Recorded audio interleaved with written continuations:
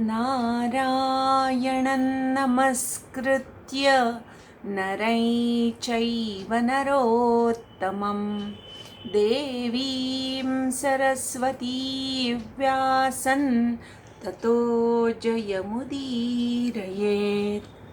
ॐ श्री परमात्मने नमः.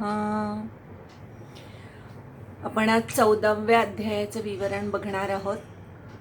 13व्या अध्यायामध्ये प्रकृती पुरुषाचा संयोग सांगितला आणि प्रकृतीपासून पुरुषाला आपली सुटका करून घेता येणं हाच मोक्ष आहे हे शेवटच्या श्लोकामध्ये भगवंतांनी सांगितलं.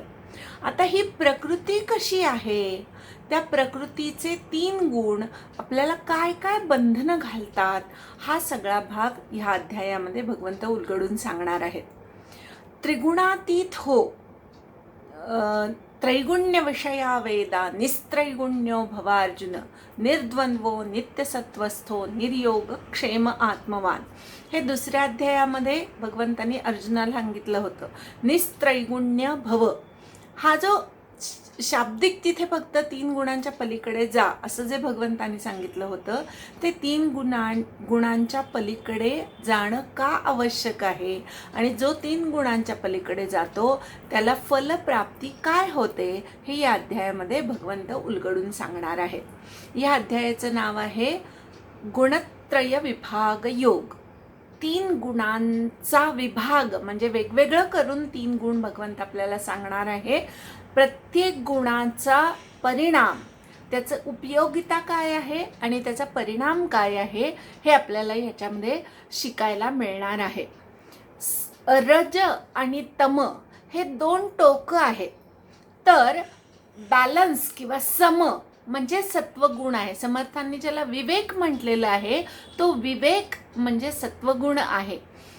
रजोगुण म्हणजे खूप चंचलता किंवा वेग आणि तमोगुण म्हणजे नुसती जडता. नुसती जडता ही घातक नाही आहे, नुसती चंचलता ही तशी म्हटली तर घातक नाही. जर स्टँडवर सायकल उभी केली आणि जोरात चाक फिरवलं तर त्याने काहीच परिणाम होत नाही. पण दगड आणि त्याला गती असं जर एका ठिकाणी आलं तर कपाळ मोक्ष होण्याची शक्यता असते. सत्वगुण जो आहे तो गतीला कमी करतो आणि जडता घालवून थोडंसं गतिमान करतो. म्हणजे ही जी 2 टोकं आहे, अति वेग आणि अति थंडता किंवा अजिबात स्थिर राहणे, या दोन्हीचा बॅलन्स साधणं, या दोन्हीचं विवेकाने उपयोग करणं, ह्याला समत्व म्हणायचं किंवा ह्यालाच सत्वगुण म्हणायचं. बघूया आपण काय काय सांगतायत भगवंत. आपल्याला बरंच शिकण्यासारखं आहे या अध्यायामध्ये. या अध्यायामध्ये आपल्याला काय बघायला मिळतं तर समाजामध्ये विविध प्रकारची जी लोक आहेत ती तशी का वागतात किंवा तसं वागल्याचे परिणाम काय होतात हे आपल्याला इथे कळतं. की जो ज्या गुणाचा आहे तसा तो वागतो आणि त्याच्या वागण्यामुळे त्याला काय काय भोगावं लागतं. सत्वगुणी माणसाला काय काय भोगावं लागतं, रजोगुणी माणसाला काय भोगावं लागतं आणि तमोगुणी माणसाला काय भोगावं लागतं हे या अध्यायामध्ये उलगडून सांगितलेलं आहे. अंते मती सा गती हा भाग नेहमी लक्षात ठेवायचा आहे. अंतकाळी सत्वगुणाचा उत्कर्ष झाला पाहिजे आणि सत्वगुणाच्या पलीकडे जाता आलं पाहिजे तर ब्रह्मप्राप्ती आहे हे समजण्यासाठी आधी आपण कुठल्या गुणात आहोत, जन्मतः आपल्यामध्ये कुठला गुण जास्त आहे हे आधी ओळखलं पाहिजे. आणि तमोगुणात असाल तर ती आळसपणा, निद्रा टाकून द्या आणि जरा कार्यरत व्हा. रजोगुणात असाल, कार्यरत असाल पण निरर्थक कार्य करत असाल तर जरा बुद्धिपूर्वक कार्य करा. आणि सत्वगुणात असाल तर सत्वगुणाच्या पलीकडे ज्ञानाचा अहंकार टाका आणि सुखाचा संग टाका. म्हणजे सत्वगुणाच्या पलीकडे गेलं, त्याच्या पलीकडे गेलात, 3 गुणांच्या पलीकडे गेलात की अव्यभिचारी भक्ती करायची आणि त्यामुळे भगवत प्राप्ती होते. हा सगळा भाग या अध्यायामध्ये भगवंतांनी उलगडून सांगितलाय. या अध्यायाची सुरुवात भगवंतांनी स्वतःहून केलेली आहे. भगवंत म्हणतात, भूयः ज्ञानानाम उत्तमम ज्ञानम प्रवक्ष्यामी, परम ज्ञानम प्रवक्ष्यामी. पुन्हा एकदा मी तुला ज्ञानातलं उत्तम ज्ञान सांगतो असं भगवंत म्हणतायत. याचं कारण 4थ्या अध्यायात पण ज्ञान सांगितलं, 6व्या अध्यायात पण ज्ञानी आणि योग्याची लक्षणं सांगितली, 13व्या अध्यायात पण ज्ञानाची लक्षणं सांगितले.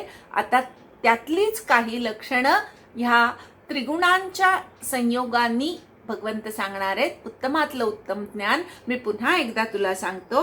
कशासाठी सांगतो तर हे ज्ञान जाणून घेऊन अनेक मुनयः पराम सिद्धिम इतः गता, इथून या पृथ्वीलोकावरून अनेक मुनी या उत्तम ज्ञानाच्या अनुषंगाने परमसिद्धीपर्यंत, परमात्म प्राप्तीपर्यंत गेलेले आहेत. तेच ज्ञान मी तुला एकदा पुन्हा सांगतो. ह्या ज्ञानाचा आश्रय घेतल्याने माणूस कसा होतो तर मम साधर्म्यम आगताहा, भगवंताशी साधर्म्य साधता येतं. भगवंताशी साधर्म्य साधणे म्हणजे काय तर भगवंत जसा निर्विकार आहे तसा मनुष्य निर्विकार होतो. निर्विकार याचा अर्थ भोवताची परिस्थिती तुमच्यावर परिणाम घडवून आणू शकत नाही. तुम्ही तुमच्या आत्मज्ञानामध्ये, तुम्ही तुमच्या निर्विकार अवस्थेमध्ये स्थिर राहू शकता. स्वतःला जन्माला येणारा आणि न मरणारा असं मानणे. भगवंत म्हणतो की नाही, अजोपि सन्नव्ययात्मा भूतानाम ईश्वरोपि सन्. तसं आपल्याला पण वाटायला पाहिजे की मी अज आहे, मी भूतांचा ईश्वर आहे. ही भावना येणं हे भगवंताशी साधर्म्य साधणं आहे. तसं साधर्म्य या ज्ञानाच्या आश्रयाने मनुष्याला साधता येतं. सर्गे अपि न उपजायन्ते, सृष्टीच्या सुरुवातीला तो स्वतःला जन्मालाही घालत नाही आणि सृष्टीच्या प्रलयाच्या वेळेस म्हणजे सृष्टीच्या अंताच्या वेळेस व्यथितही होत नाही, स्थिर राहतो, स्थितप्रज्ञ राहतो. इथपर्यंत या अध्यायात जे ज्ञान सांगणार आहेत त्या ज्ञानाचा उपयोग काय आहे किंवा त्या ज्ञानामुळे काय साधतं, फल काय मिळतं हे सांगितलं. आता पुढे भगवंत प्रकृती आणि जीव कसे निर्माण होतात ते सांगतायत. महद्ब्रह्म ही माझी योनी आहे किंवा जीवांना जन्माला घालणारी, गर्भधान करणारी महद्ब्रह्म, तिलाच प्रकृती पण म्हणतात, तिलाच माया असंही म्हणतात. ही जन्माला घालणारी योनी आहे. संभवः सर्वभूतानां, त्या योनीच्या ठिकाणी सर्व भूतमात्र निर्माण होतात. भवती भारत, प्रकृती हे माझं क्षेत्र आहे, तिथे मी बीज पेरतो. आपल्याला पण एक क्षेत्र दिलंय, आपल्याला शरीर हे क्षेत्र दिलंय आणि त्याच्यामध्ये ज्ञानबीज पेरायची आहेत हे आपल्याला माहिती आहे. आता भगवंत म्हणतोय की प्रकृती हे माझं शरीर आहे आणि त्या शरीराच्या ठिकाणी मी जीवरूपी बीज पेरतो.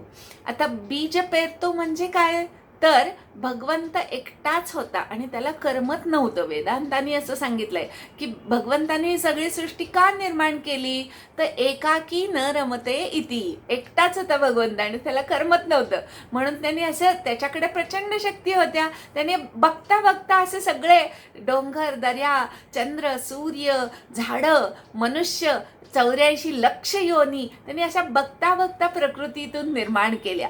भगवंत इथे सांगतात की महत् ब्रह्म ही माझी योनी आहे आणि त्याच्यापासून सर्व भूतमात्रांचा संभव होतो.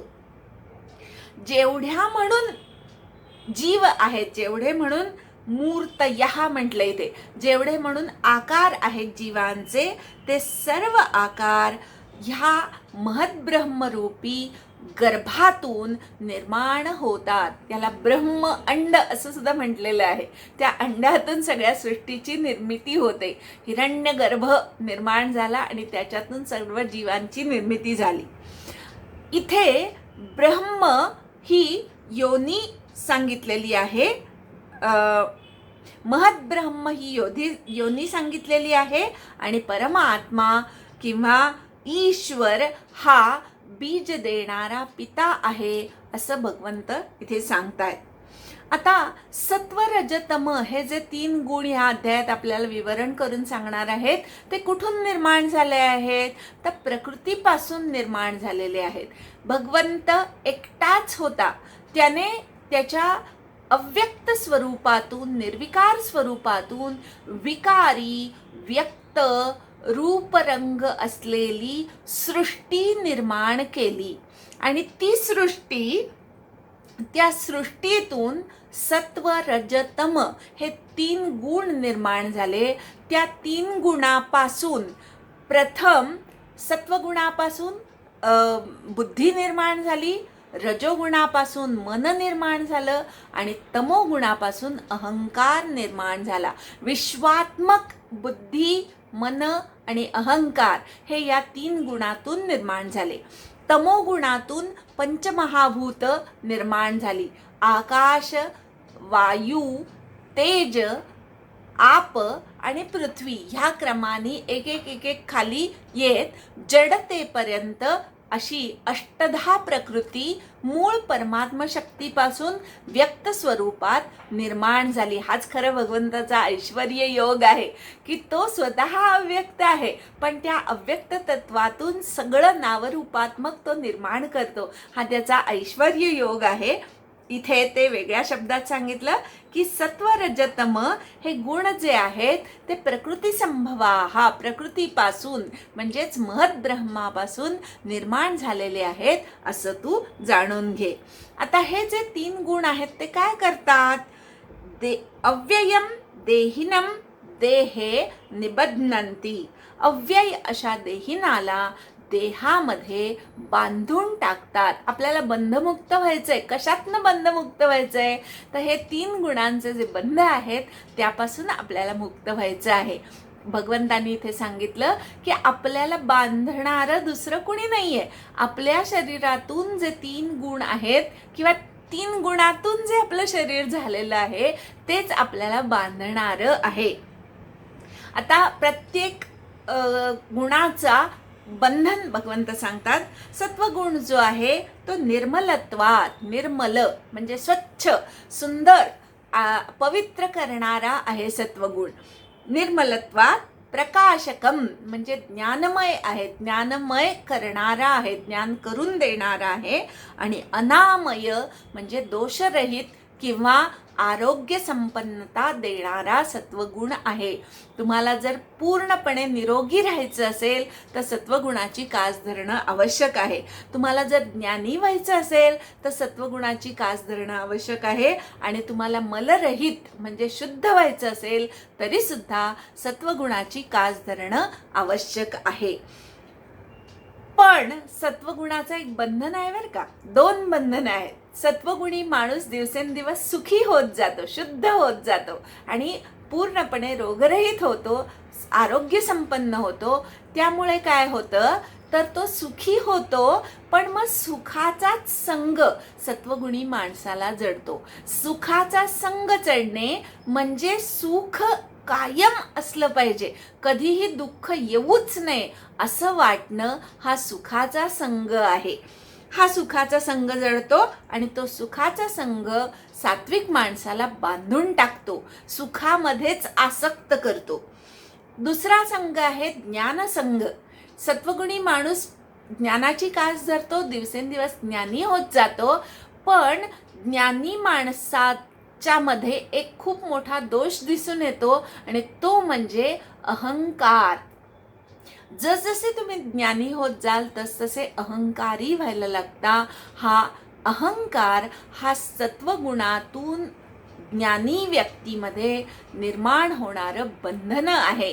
ज्ञानाचा सुद्धा संग जडतो. मीच काय तो ज्ञानी असं वाटणं हा ज्ञानाचा संग आहे आणि मीच फक्त सुखी, माझ्यापेक्षा सुखी दुसरा कोणी नाही असं वाटणं हा सत्वगुणाचा दोष आहे किंवा बंधन आहे.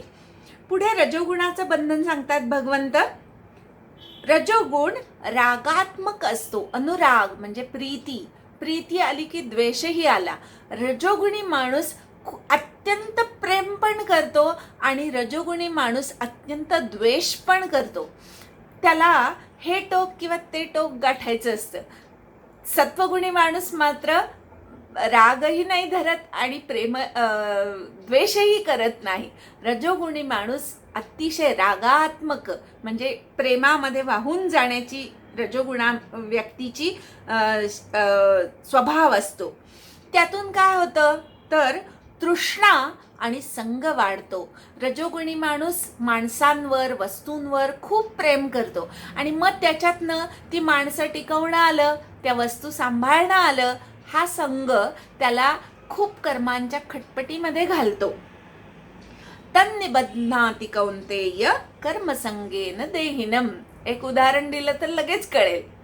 स्त्रियांना साड्या आवडतात. स्त्रिया ह्या जास्त करून रजोगुणी. खरं तर मनुष्य हाच मुळी रजोगुणी असतो. आपल्याला कपडे आवडतात, आपल्याला आपलं घर आवडतं. मग आवडतं त्या आवडीतून आपल्याला त्या गोष्टींची उस्तवार करावी लागते. कपडे जास्तीत जास्त खरेदी करा, ते नीट ठेवा, ते वेळ प्रसंगी वापरा. एवढं करून एकदा वापरून झाल्यावर ते टाकवतही नाही आणि ठेवतही नाही. म्हणजे कपाट भरलेलं राहतं पण पुन्हा वेळेला काहीच नाही, अशी जी अवस्था आहे. तृष्णा, सगळं असून अजून हवं असं वाटणं, हा रजोगुण आहे. आणि संग जडतो. माझ्या वस्तू मी वापरणार नाही पण मी कुणाला देणार पण नाही, हा जो स्वभाव आहे तो रजोगुणात्मक स्वभाव आहे. आणि मग देणार नाही म्हटल्यावर ते सांभाळूनही ठेवावं लागतं. लोकांची दृष्टी तर नाही पडली पाहिजे, मला तर माझ्याच अधिकारात तर राहिलं पाहिजे. हे सगळं करण्यासाठी कर्मांची खटपट खूप करावी लागते. अशा प्रकारे रजोगुण तृष्णा वाढवतो, संग वाढवतो आणि कर्माच्या संगानी, कर्मसंग म्हणजे मी केलं आणि मीच उपभोगणार, हा कर्माचा संग आहे. माझी साडी आणि मी फक्त मीच नेसणार, हा जो भाग आहे हा रजोगुणात्मक आहे. साड्या नसाव्या असं गीता म्हणतच नाही बरं का. सगळे उपभोग असावे पण ते वाटून खावे, सगळ्यांना देऊन उपभोगावे, असं करणारा सत्वगुणी आहे. तर फक्त मीच उपभोग घेणार असं वाटणारा रजोगुणी असतो. आणि मग मीच म्हटल्यावर सगळं सांभाळणं आलं, बंधन पण आलं. तमोगुण जो आहे तो कसा आहे तर मोहनम सर्वदेहिनाम, मोहात घालतो. तमोगुण तुम्हाला मोहामध्ये अडकवतो. मोहातून काय होतं प्रमाद, म्हणजे जे करू नये ते करावंसं वाटतं. तमोगुणी माणूस रिकामा बसलेला असतो असं नाही बरं का, पण त्याच्या क्रिया सगळ्या निरर्थक असतात. ना त्यातनं धन मिळतं, ना त्यातनं ज्ञान मिळतं, ना त्यातनं काही समाजकार्य घडतं. पण बघायला गेलं तर अखंड कार्यरत दिसतात बरं का तमोगुणी माणसं सुद्धा. व्यसनी माणूस किंवा एखादा छंद, निरर्थक छंद जोपासणारा माणूस जो असतो तो तमोगुणी. आपण त्याला थोडंसं तरकट म्हणतो किंवा छंदिष्ट म्हणतो, की त्यातनं मिळणार काही नाही पण उगाचच त्याच्यामध्ये वेळ घालवणं, याला प्रमाद म्हटलेलं आहे. नंतर आळस, जे कर्तव्य करायला हवं ते न करणं, हाही एक प्रकारचा आळस. आळस म्हणजे नुसतंच बसून राहणं असं नाही. आत्ता उठून स्वयंपाक करायला हवाय तेव्हा उगाचच काहीतरी दुसऱ्याच गोष्टी, टी व्ही बघत बसणं, गाणी ऐकत बसणं, हा एक प्रकारचा कर्तव्य कर्माचा आळस. आणि तिसरं गोष्ट सांगितलं तमोगुणी माणूस निद्रा, त्याला झोप खूप असते. खरं तर शरीराला विश्रांती मिळावी एवढीच झोप घ्यायला हवी, पण काही जणांना झोपेतच लोळत पडायला आवडतं. हे तमोगुणाचं द्योतक आहे. तमोगुणी माणूस प्रमाद करतो, आळस करतो आणि निद्रा, निद्रा ह्या शब्दाचा दुसरा अर्थ अज्ञान असा पण आहे. अज्ञानामध्ये कायम खितपत पडलेला असतं, मोहग्रस्त असतो. आणि ह्या 3 गोष्टींनी प्रमाद, आळस, निद्रा यांनी तमोगुण माणसाला बांधून टाकतो. सत्वगुणाचं फल सुखे संयजती, सुखामध्ये आसक्त करतो. रजोगुण कर्मांमध्ये आसक्त करतो. आणि तमोगुण जो आहे तो ज्ञानाला झाकून प्रमादामध्ये घालतो किंवा प्रमादामध्ये प्रवृत्त करतो, असे 3 गुणांचे एका शब्दामध्ये भगवंतांनी परिणाम सांगितले. आता आपल्याला असं वाटेल की सत्वगुणी माणसात फक्त सत्वगुण असतो, असं नाही. तिन्ही गुण प्रत्येक जीवामध्ये असतात. फक्त एक गुण एका वेळेला वाढलेला असतो, बाकीचे 2 गुण दबलेले असतात. रज आणि तमाला दाबून सत्वगुण वर येतो, रज आणि सत्वाला दाबून तमोगुण वर येतो, आणि तम आणि सत्व याला दाबून रजोगुण वर येतो. आपण 3ऱ्या अध्यायातलं प्रकृते क्रियमाणानि गुणैः कर्माणि सर्वशः अहंकार विमूढात्मा कर्ता अहमिति मन्यते या श्लोकाचं विवरण बघितलं तेव्हा बघितलेलं आहे की सकाळच्या वेळेस सत्वगुण वाढतो तेव्हा रजतम दाबलेले असतात, दुपारच्या वेळेस रजोगुण वाढलेला असतो, सत्व आणि तम दाबलेली असतात, रात्रीच्या वेळेस तम वाढलेला असतो, सत्व रज दाबलेला असतो. अशा प्रकारे दिवसातल्या 3 वेळांमध्ये 3 गुण प्रकर्षाने असतात. तर आयुष्यातल्या सुद्धा लहानपणी बालपणी अज्ञान खूप असतं, त्यामुळे तेव्हा तमोगुण असतो. तरुणपणी खूप काही गोष्टींची आवड असते, हे करावं ते करावं, हे घ्यावं ते घ्यावं, खूप शक्ती असते शरीरामध्ये, त्यामुळे गतिमानता खूप असते, कर्मांची खटपट खूप असते, त्यामुळे तेव्हा रजोगुण वाढलेला असतो. आणि वृद्ध झाल्यानंतर 60 नंतर सत्वगुण वाढलेला असतो. सृष्टीत सुद्धा हे 3 गुण कधी वाढलेले असतात त्याबद्दल पण मी सांगितलं आहे. धुकं किंवा अंधार जेव्हा जास्त असतो तेव्हा तमोगुण असतो, थंडीच्या दिवसात तमोगुण असतो. जेव्हा खूप निर्मिती होते तेव्हा रजोगुण वाढलेला असतो, पावसाळ्यामध्ये खूप नवीन निर्मिती होते तेव्हा रजोगुण वाढलेला असतो. आणि उन्हाळ्यामध्ये प्रकाश ज्ञान जास्तीत जास्त काळ, दिवसातला जास्तीत जास्त वेळ प्रकाश असतो आणि म्हणून उन्हाळ्यामध्ये सत्वगुण वाढलेला असतो. अशा प्रकारे जीवनाच्या 3 टप्प्यांमध्ये 3 गुण जास्त असतात तेव्हा दुसरे गुण दबलेले असतात. सृष्टीच्या सुद्धा 3 टप्प्यांमध्ये 3 गुण जास्त वाढलेले असतात आणि दिवसाच्या सुद्धा 3 वेळांमध्ये 3 गुण, कुठल्या वेळेला कुठला गुण वाढलेला आहे हे समजून घ्यायचंय आपल्याला. जेव्हा सत्वगुण वाढला आहे तेव्हा काय काय होतं किंवा कधी ओळखावं की आत्ता सत्वगुण वाढला आहे? देहाच्या सर्व द्वारांच्या ठिकाणी प्रकाश उत्पन्न होतो. असं जेव्हा होतं तेव्हा सत्वगुण वाढला आहे असं समजावं. आपल्या देहाला 2 डोळे, 2 कान, 2 नाकपुड्या, 1 तोंड आणि मलमूत्र विसर्जनाची द्वारं अशी एकूण 9 द्वारं आहेत. या 9 द्वारांच्या ठिकाणी प्रकाश वाढतो, म्हणजेच डोळ्यांनी नीट दिसतं, कानांनी नीट ऐकू येतं, ऐकलेलं लक्षात राहतं, बोललेलं पण लक्षात राहतं. हे सगळं त्या द्वाराच्या ठिकाणी प्रकाश किंवा ज्ञान उत्पन्न झाल्याचं लक्षण आहे. जेव्हा असं ज्ञान उत्पन्न होतं किंवा ती शरीराची द्वारं उत्तम प्रकारे कार्य करतात, मलमूत्र विसर्जन सुद्धा वेळच्या वेळी आणि चांगल्या प्रकारे होणं हे सुद्धा सत्वगुण वाढल्याचं लक्षण आहे. तेव्हा काय समजावं? सत्वं विवृद्धम इति विद्याद.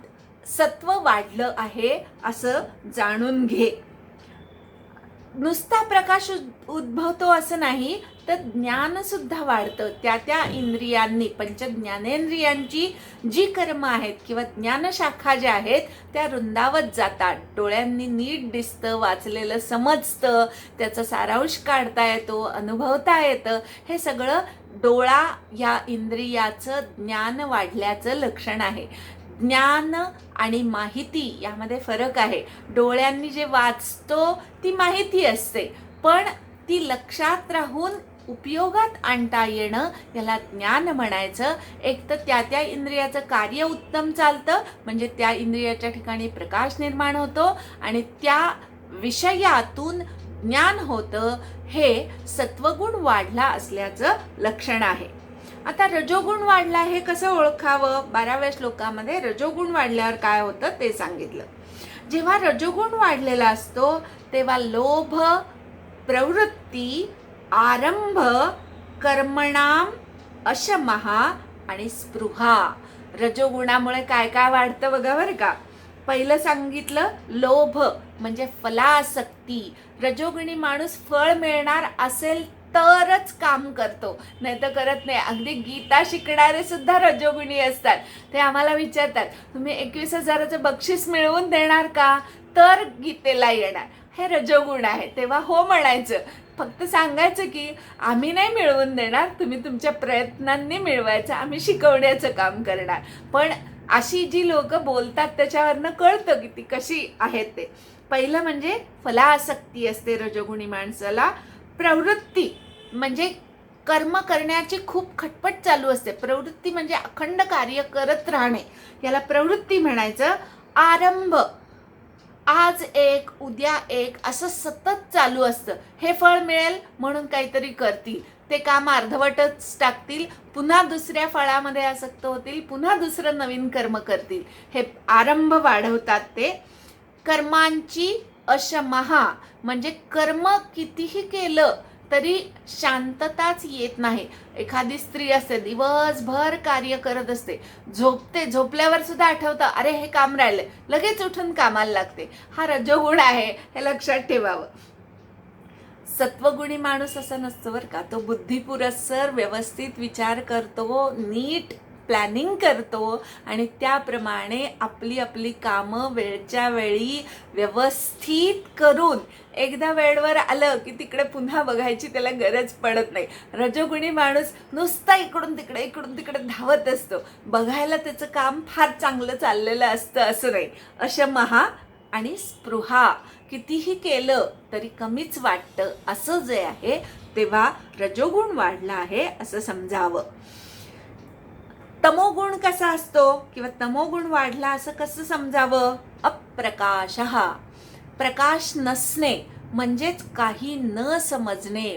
वाचतायत गीता, वर्षभर शिकतायत, पण 4 वाक्य गीतेतली सांगा, तत्व सांगा असं म्हटलं तर सांगता येत नाही. तेव्हा समजावं तमोगुण. वर्षभर शिकतायत पण एखादा शब्द सुद्धा उत्तम म्हणता येत नाही, तमोगुण आहे असं समजावं.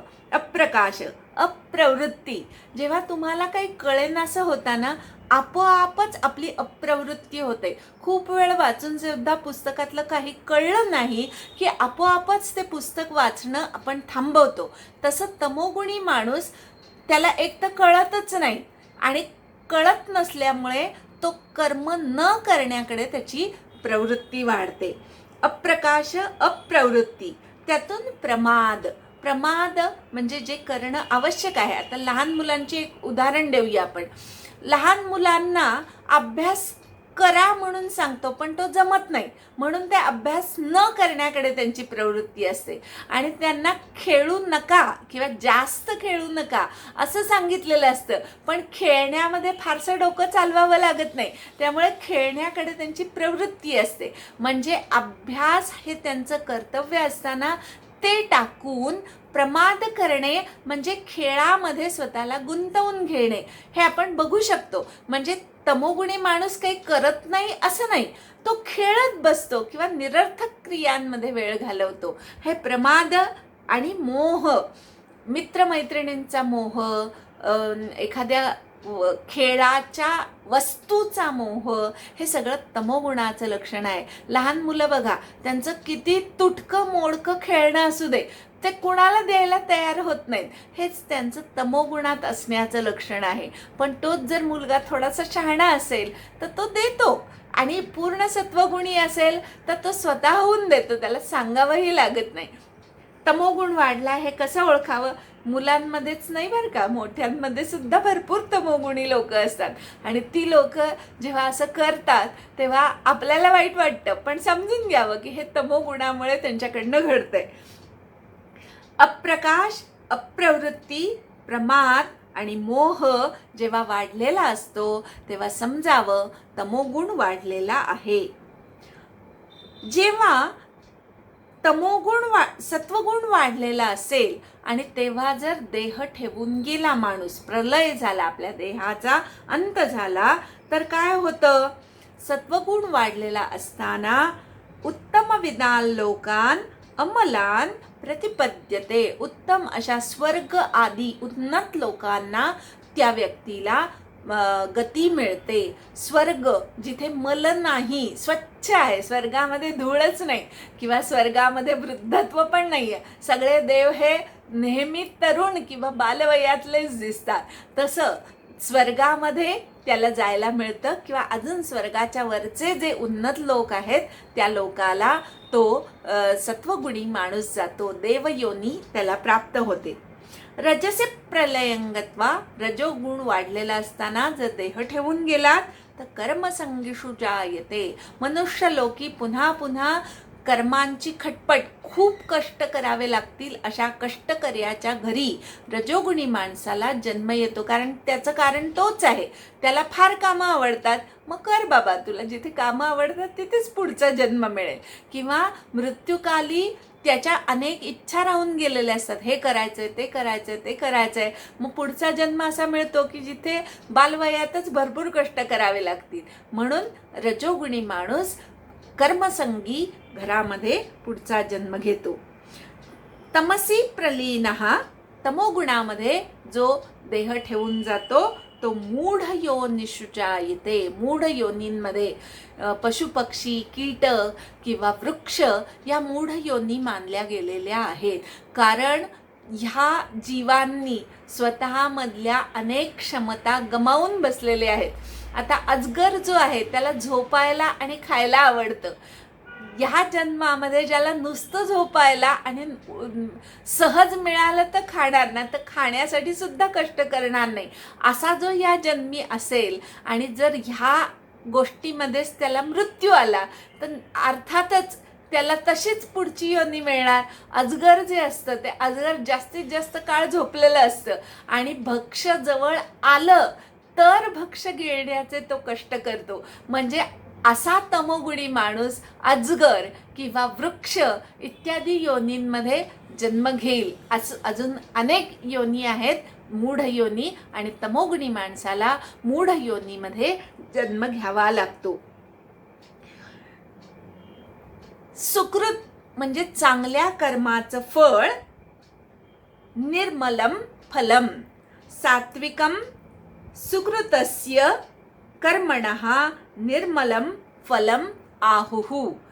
सात्विक सत्वगुणी कर्माचं, सुकृताचं म्हणजे चांगल्या कर्माचं फल निर्मल, मलरहित अवस्था हे फळ आहे.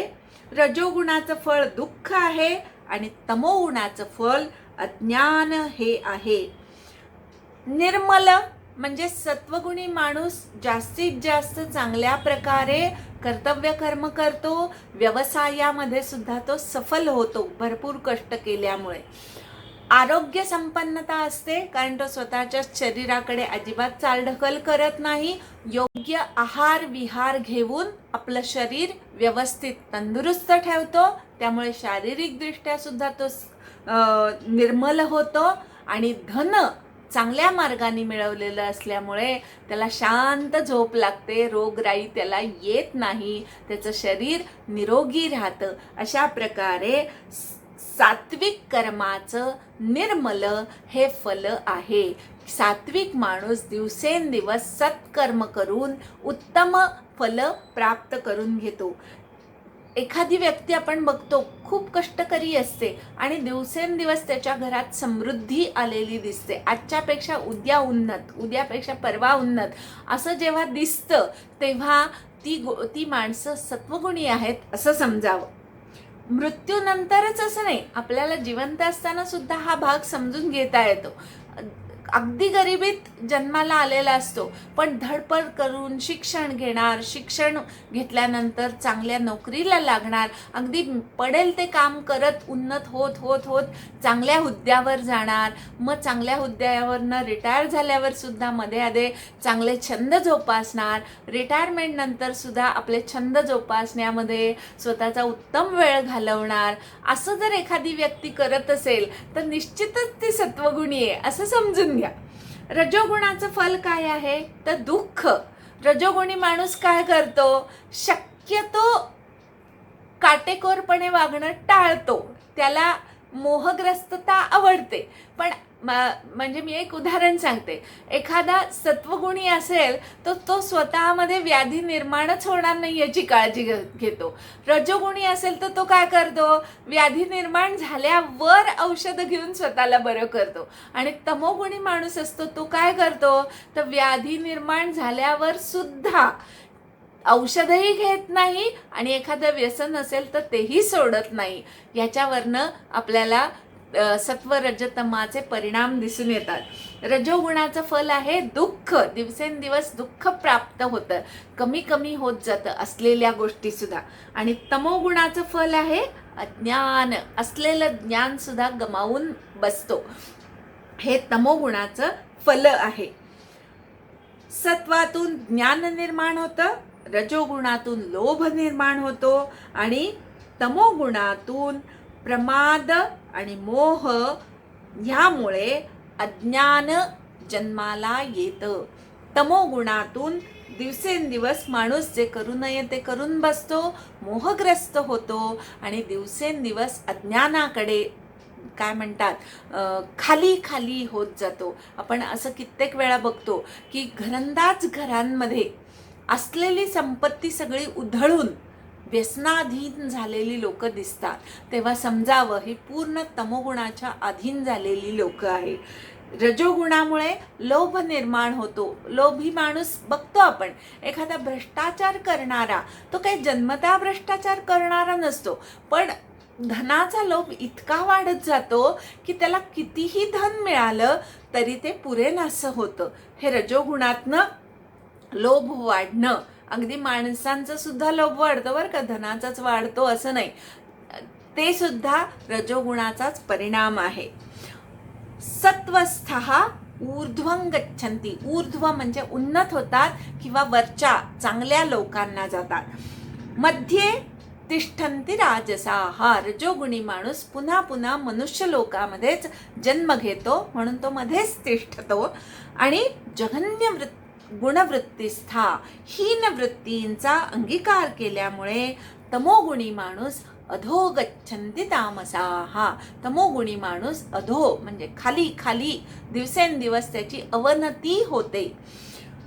ऊर्ध्व जाणं अवघड आहे, चढ चढणं अवघड आहे, गडगडणं सोपं आहे. रजोगुणातून तमोगुणात जाणं अगदीच सोपं आहे, पण रजोगुणातून सत्वगुणात स्थिर होणं अवघड आहे. एखादं व्यसन लावून घेणं अगदी सोपं आहे, पण असलेलं व्यसन सोडणं किंवा असलेला संग, असलेला मोह सोडणं फार अवघड आहे. आणि माणसाचं कर्तृत्व किंवा माणसाचा पुरुषार्थ कशात आहे, तर अवघड गोष्ट करून दाखवण्यात माणसाचा पुरुषार्थ आहे. क्रोध, आदळापट, संताप करणं हे रजोगुणाचं लक्षण आहे. ते करणं अतिशय सोपं आहे, पण स्वतःच्या क्रोधाला आवर घालणं, स्वतःच्या आदळ आपटीला किंवा स्वतःच्या कडकडाटाला कमी करणं, मृदू वागणं हे अवघड आहे. आणि हे जमलं पाहिजे. रजोगुणातनं सत्वगुणात स्थिर झालं पाहिजे. रजोगुणी माणसाला फार सावध राहिलं पाहिजे, कारण रजोगुणी माणूस पटकन तमाकडे झुकतो, पण रजोगुणी माणसाला स्वतःवर ताबा ठेवून सत्वगुणामध्ये स्थिर होणं फार अवघड जातं. समर्थांनी दासबोधामध्ये दुसऱ्या दशकामध्ये 5, 6 आणि 7 हे सत्व रज तम या 3 गुणांचा विवरण करणारे समास सांगितलेले आहेत. ह्या एका श्लोकाला जसंच्या तसं दासबोधामध्ये समर्थांनी घेतलेले आहे. आणि ऊर्ध्वं गच्छन्ति सत्वस्था या 18व्या श्लोकाचं विवरण म्हणून 3 समास त्यांनी त्याच्यावर लिहिलेले आहेत. भगवंतांनी इथे फक्त सुतोवाच्य केलंय, समर्थांनी त्याचा खूप विस्तार केलेला आहे. प्रत्येकाला ते 3ही समास जरूर अभ्यासा, म्हणजे सत्व रजतमाचे परिणाम किंवा आपल्यामध्ये कुठला गुण आहे हे आपल्याला त्याच्यातनं जास्त नीटपणे शोधता येईल. आता 3 गुणांचे परिणाम बघितले, त्यांची बंधनं बघितली. आता आपल्याला भगवंत सांगतायत गुणांपेक्षा अन्य कोणीही करता नाही हे आपण बघायचंय. यदा द्रष्टा अनुपश्यती, आपणच आपल्याकडे त्रयस्थपणे बघायचं. सकाळच्या वेळेस सत्वगुण वाढलाय म्हणून माझा अभ्यास चांगला झालाय, मी केला असं मानायचं नाही. दुपारच्या वेळेस रजोगुण वाढलाय म्हणून माझी ऑफिसची कामं छान झाली आहेत, मी करतो, मी छान करतो, मी हुशार, हा अभिमान बाळगायचा नाही. रात्रीच्या वेळेस तमोगुण वाढला आहे म्हणून झोप आली आहे, शांतपणे झोपेच्या अधीन व्हायचं. स्वतःत होणाऱ्या बदलांकडे स्वतःच साक्षी भावानी बघायचं. असं जेव्हा बघता येतं तेव्हा गुणेभ्यः परं वेत्ती, गुणांच्या पलीकडे असणारा परमात्मा जो निर्विकार आहे, गुणातीत आहे, त्या परमात्म्याला जेव्हा बघतो तेव्हा मद्भावम सहा अधिगच्छती, 3 गुणांना ओळखायचं. 3 गुणांच्या पलीकडे असणाऱ्या परमात्म्यालाही जेव्हा ओळखतो तेव्हा परमात्मा भावामध्ये ती व्यक्ती स्थिर होते. का सांगितले 3 गुण? तर आपल्याला 3 गुणांच्या पलीकडे जायचं आहे, सत्वगुणामध्ये स्थिर व्हायचं. सत्वगुण दैनंदिन करून टाकला की सत्वाचा सुद्धा अहंकार गळून पडतो. आपण मागे मी उदाहरण एक सांगितलं की अंघोळ करणं हे अत्यंत पवित्र कर्म आहे, पण ते अंघोळ करण्याचं कर्म आपण जसजसं रोजच करायला लागतो तेव्हा आपण कुणाला सांगत सुटतो का की मी आज अंघोळ केली, फार मोठं पवित्र कर्म केलं, असं आपण सांगत सुटतो का? दैनंदिन कर्म रोजची करून टाकायची, सत्वगुणातली कर्म रोजची करून टाकायची. जेव्हा पहिल्यांदा पहिला अध्याय पाठ होतो, 1 अध्याय पाठ होतो, तेव्हा खूप अहंकार, काय पाठ झालंय, वा वा वा असं होतं. पण जेव्हा पूर्ण गीता पाठ होते आणि रोज बसल्या बसल्या आपण छान पठण करायला लागतो, अहंकार आपोआप गळून पडतो. आपल्याला हेच करायचं आहे की एकेका गुणातून उठून म्हणजे उन्नत होऊन सत्वगुणामध्ये स्थित व्हायचं आहे. सत्वगुणांचं सुद्धा अहंकार टाकून द्यायचं आहे, म्हणजे मग पलीकडचा परमात्मा समजेल. समर्थांनी तर म्हटलंय 14 विद्या आणि 64 कला आत्मसात करा आणि मग त्याचा अहंकार टाकून द्या. ज्याला येतच नाही तो निरहंकार असेल, त्यात विशेष काय आहे? आलं पाहिजे आणि मग निरहंकार झालं पाहिजे. असं ज्याला करता आलं तो त्या 3 गुणांच्या पलीकडे असलेल्या परमात्म्याला चांगल्या प्रकारे जाणून घेतो आणि मद्भावम 6 अधिगच्छती. भगवत भाव काय आहे?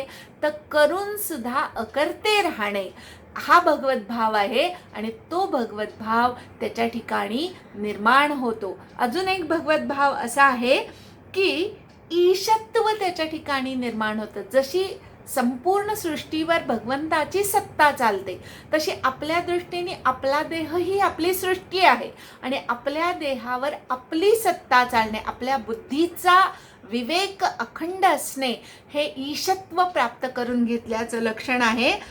स्वतःची इंद्रिय स्वतःच्या ताब्यात असणे, स्वतःची इंद्रिय स्वतःला आवरता येणे, हे भगवत भावामध्ये स्थिर असल्याचं लक्षण आहे.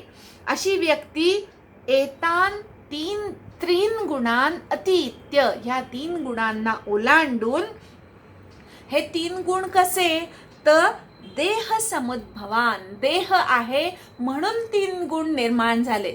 देह आहे म्हणून बालपण अज्ञानात्मक ते निर्माण झालं. देह आहे म्हणून तारुण्य आलं, शक्ती आली म्हणून चंचलता वाढली. देह आहे म्हणून देह थकला, ज्ञान वाढलं, वृद्धत्व आलं आणि म्हणून सत्वगुण आला. देह आहे म्हणून 3 गुण आहेत. त्याचप्रमाणे 3 गुणातून देह आहे, हे दोन्ही एकमेकांशी निगडीत आहे.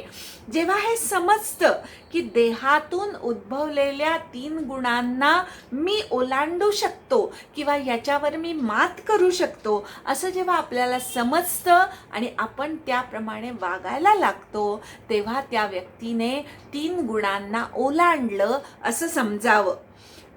36 तत्वांचं हे देह, हा देह आहे आणि त्या देहाला पूर्ण ताब्यात ठेवता येणं, हे जमलं की तुम्ही 3 गुणांना ओलांडलं. अजून एका प्रकारे असं म्हणता येईल की तुम्ही जेव्हा देहभावाच्या पलीकडे जाता तेव्हा 3 गुणांना ओलांडलं असं म्हणायला हरकत नाही. देहभावाच्या पलीकडे जाणे म्हणजेच तुम्ही कुठल्या तरी तुमच्या आवडत्या कार्यामध्ये इतके एकरूप होता की तहान भूक विसरून जाता. अशी जी अवस्था तीच त्रिगुणातीताची अवस्था आहे. शंकराचार्यांना एका शिष्यांनी विचारलं की माझं काही ध्यानच लागत नाही, मला काहीतरी सांगा जेणेकरून माझं ध्यान लागेल. शंकराचार्यांनी त्याला सांगितलं, तुला काय आवडतं? तो म्हणाला, मला गाणं आवडतं. चालेल म्हणे, उद्या सकाळी ये, आपण मला तुझं गाणं ऐकायचं आहे. शंकराचार्यांनी म्हटल्याप्रमाणे तो शिष्य दुसऱ्या दिवशी आला. त्यांनी त्याला गाणं म्हणायला सांगितलं. अतिशय सुंदर गाणं म्हणणारा होता तो. रागदारींमध्ये विविध अळवून त्यांनी गाणं म्हणायला सुरुवात केली.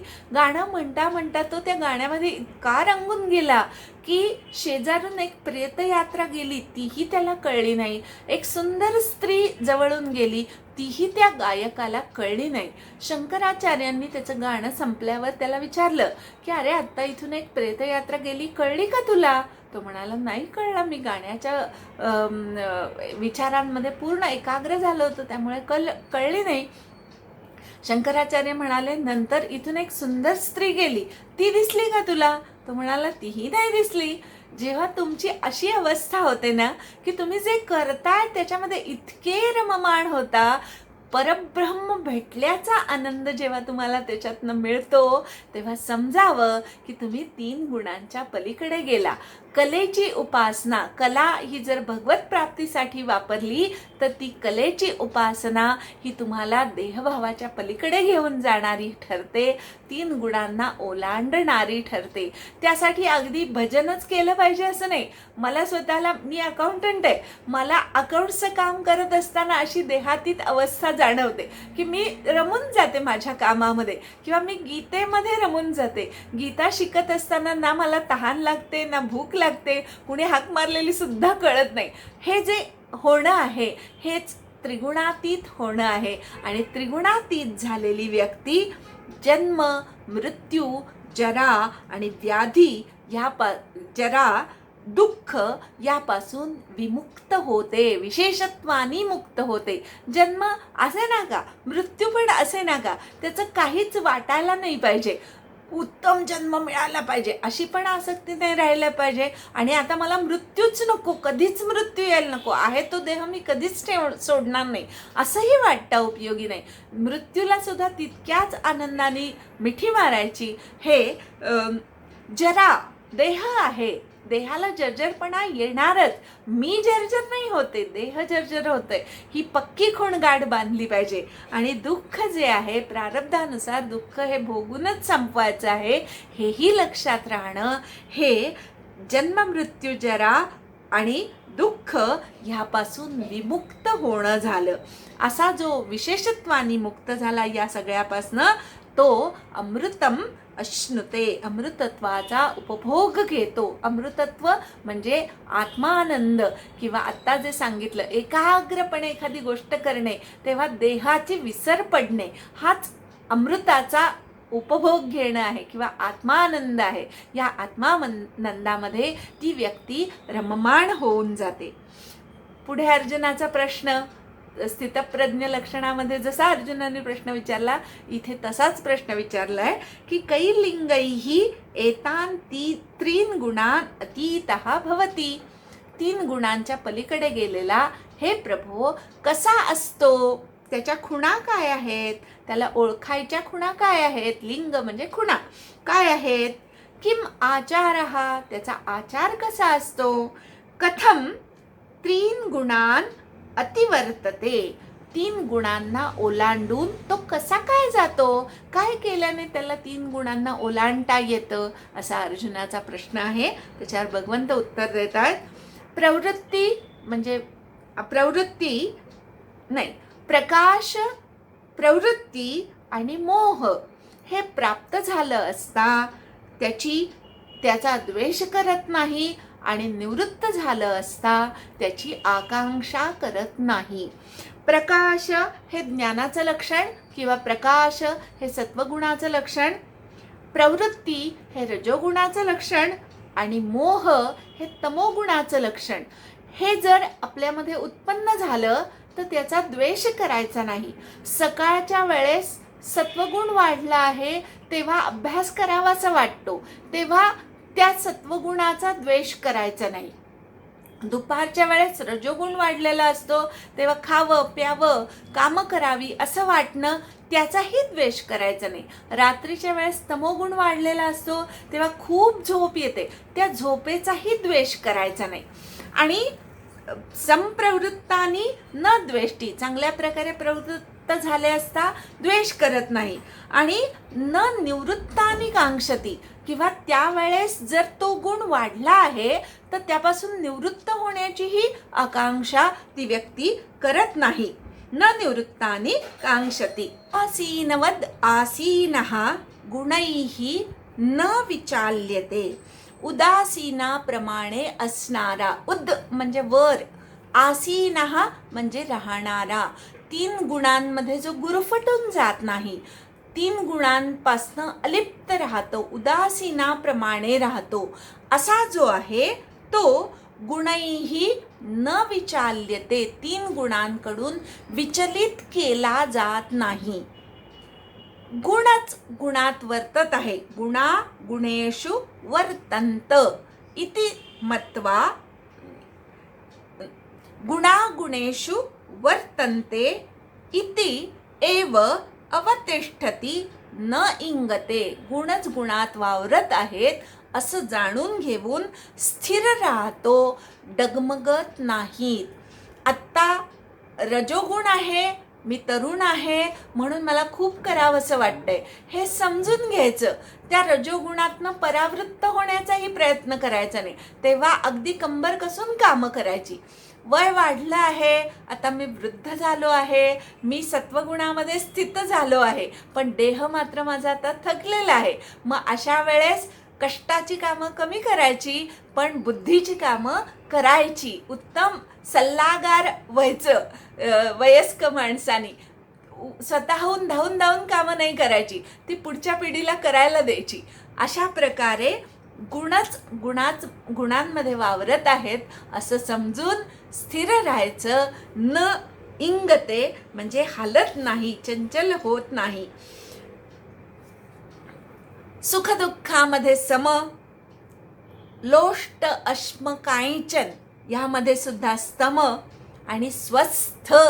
स्वस्थ हा शब्द आपण खूप वेळा वापरतो, पण स्वस्थ या शब्दाचा आहे स्वमध्ये स्थित राहणं. आपल्यामध्ये जे आहे ते समजून घ्यायचं, ते वाढवायचं आणि त्याच्यामध्ये आनंदी राहायचं, याला स्वस्थ म्हणायचं.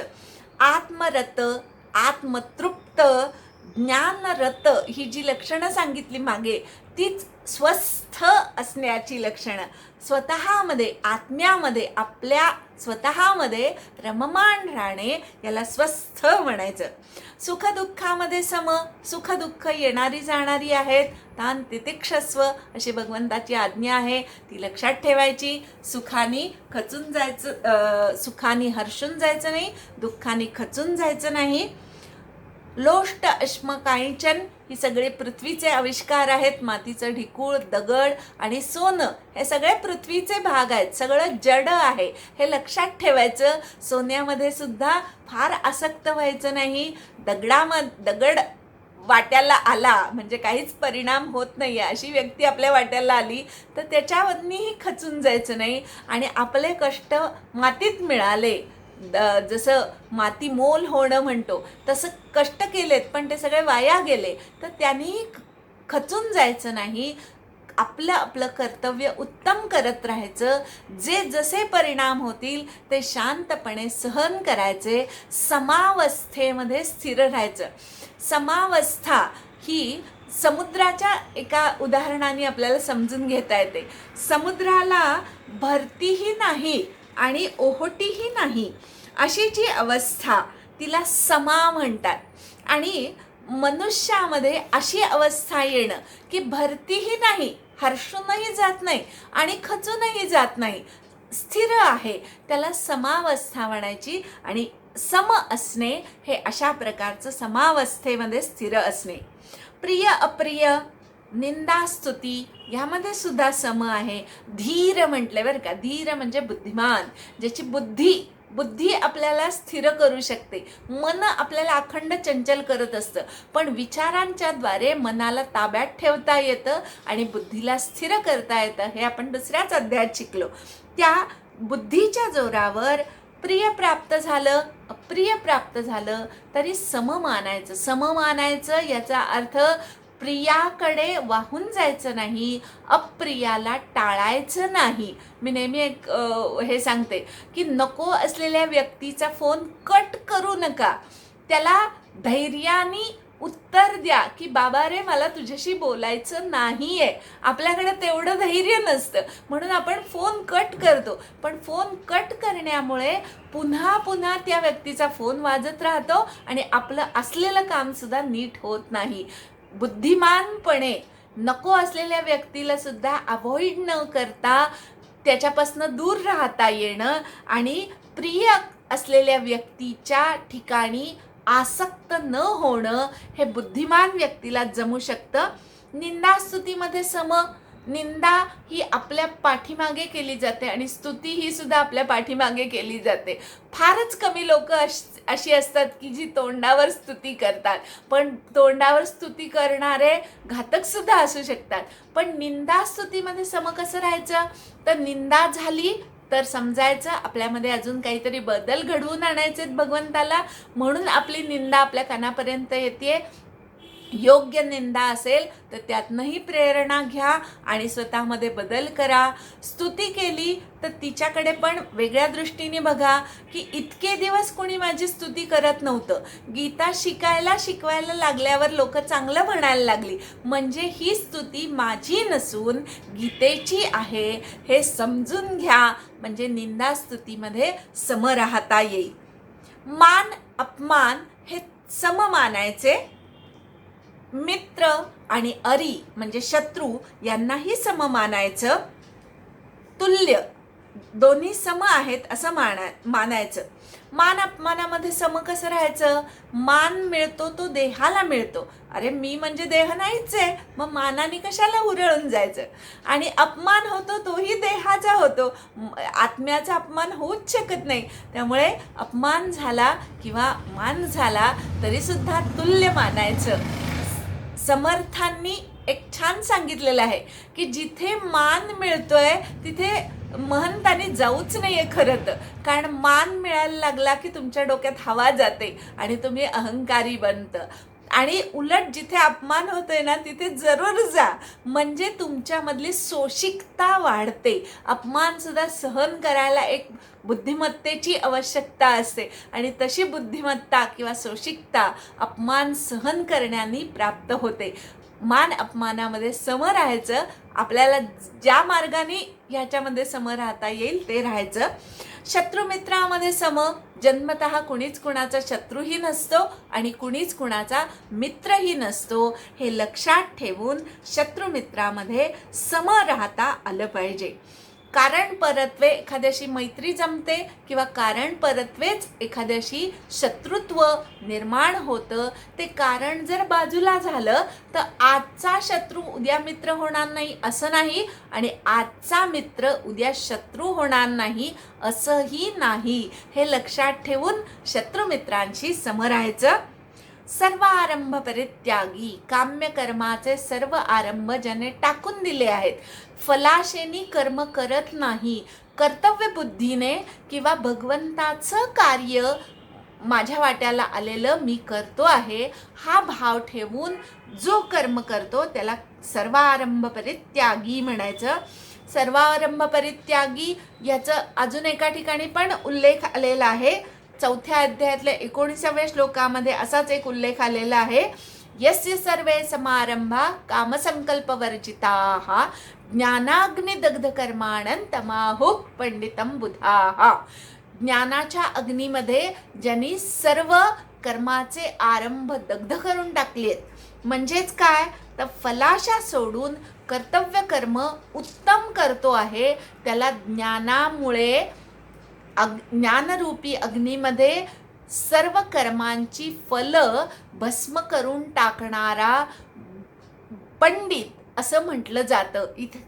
इथे त्रिगुणातीत अवस्था जेव्हा प्राप्त होते तेव्हा पण हीच अवस्था होते, ज्ञानाचीच अवस्था इथे पण येते की 3 गुणांच्या पलीकडे गेलं की काम्य कर्म सगळी थांबतातच आणि जी सत्कर्म माणूस करतो ती सुद्धा मी केलं ह्या अहंकाराने न करता ही कर्म भगवंतानी मला दिलेली आहेत, भगवंताची कर्म आहेत असं समजून वाट्याला आलेलं कर्म भगवंताची सेवा म्हणून करणं हे सर्वारंभ परित्यागी होणं आहे.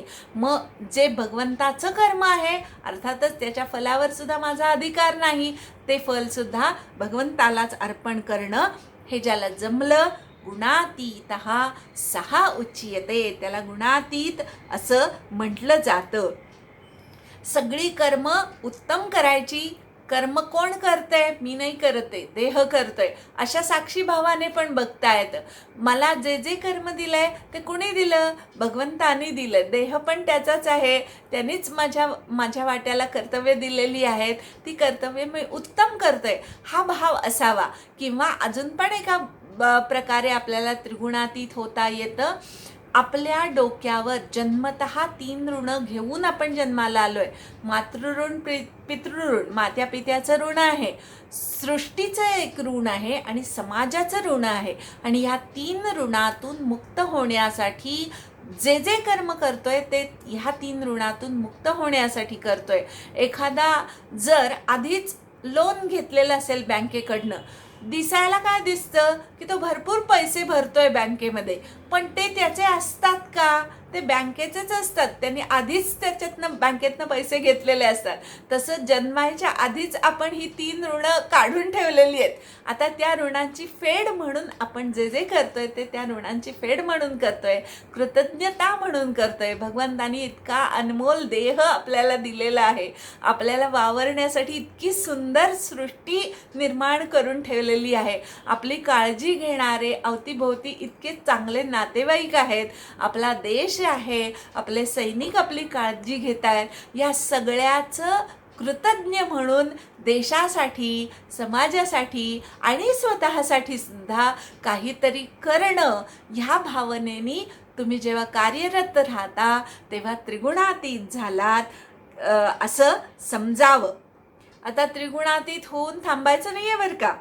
माम च यहा अव्यभिचारेण भक्तियोगेन सेवते. आता ही जी 3 ऋणात्मक मुक्त होण्यासाठी जी कार्य करणार आहोत ती कार्य अत्यंत प्रेमाने करायची. भगवंतच भेटतोय आपल्याला ह्या कार्यातून, ह्या भावनेने कार्य करायची, म्हणजेच अव्यभिचारी भक्ती झाली.